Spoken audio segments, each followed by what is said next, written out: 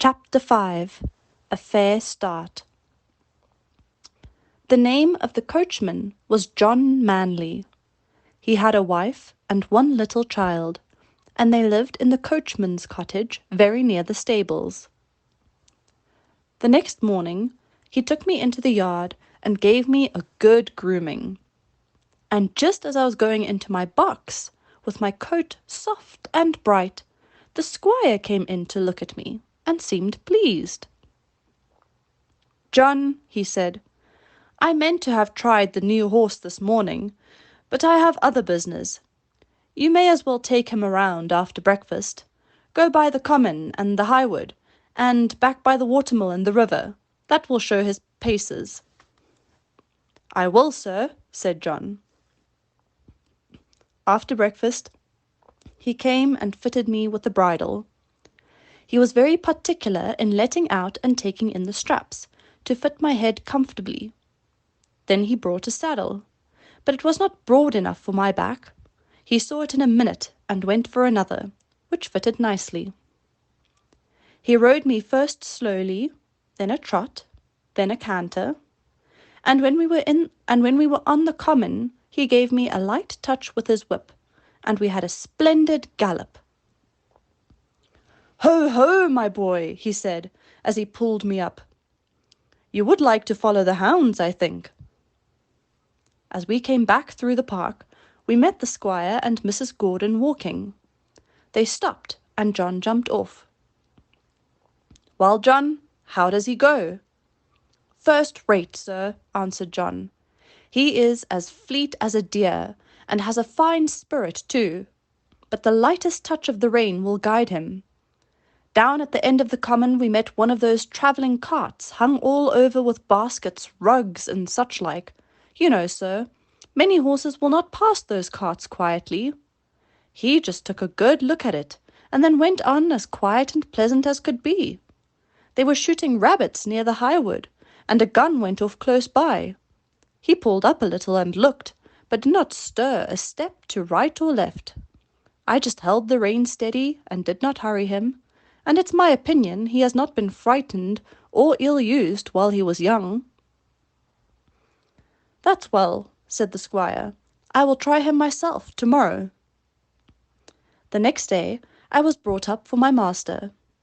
I remembered my mother's counsel and my good old master's, and I tried to do exactly what he wanted me to do. I found he was a very good rider, and thoughtful for his horse too.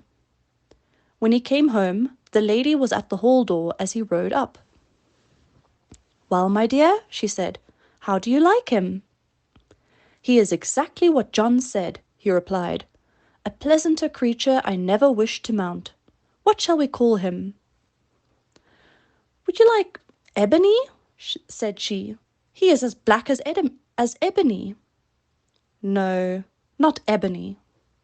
"Will you call him Blackbird, like your uncle's old horse?" "No, he is far handsomer than old Blackbird ever was." "Yes," she said, "he really is quite a beauty. And he has such a sweet, good-tempered face, and such a fine, intelligent eye. What do you say to calling him Black Beauty?" "Black Beauty. Why, yes, I think that is a very good name. If you like, it shall be his name." And so it was. When John went into the stable, he told James that master and mistress had chosen a good, sensible English name for me. That meant something.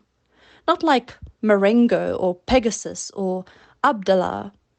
They both laughed, and James said, "If it was not for bringing back the past, I would have named him Rob Roy, for I never saw two horses more alike."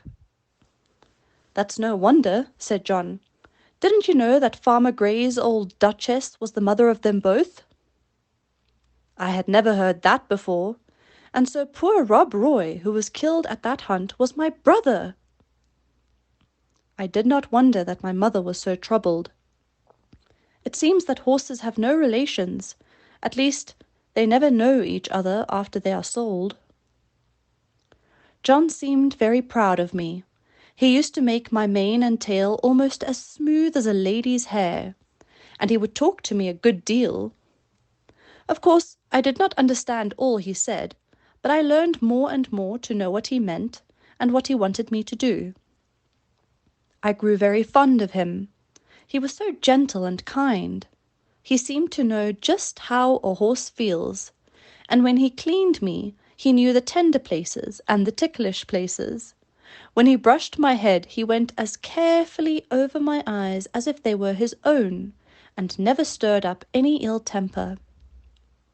James Howard, the stable boy, was just as gentle and pleasant in his own way, so I thought myself well off. There was another man who helped in the yard, but he had very little to do with Ginger and me. A few days after this I had to go out with Ginger in the carriage. I wondered how we should get on together, but except laying her ears back when I was led up to her, she behaved very well.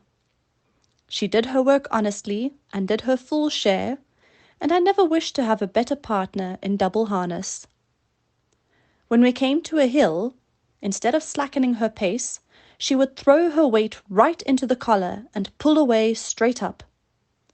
We had both the same sort of courage at our work, and John had oftener to hold us in than to urge us forward. He never had to use the whip with either of us. Then our paces were much the same, and I found it very easy to keep step with her when trotting, which made it pleasant. And Master always liked it when we kept step well, and so did John. After we had been out 2 or 3 times together, we grew quite friendly and sociable, which made me feel very much at home. As for Merrylegs, he and I soon became great friends.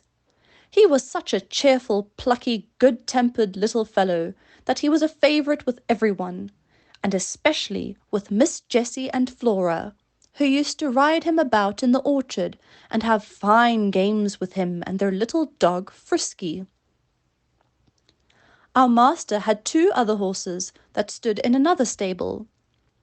One was Justice, a roan cob, used for riding or for the luggage cart. The other was an old brown hunter, named Sir Oliver. He was past work now, but was a great favourite with the master, who gave him the run of the park.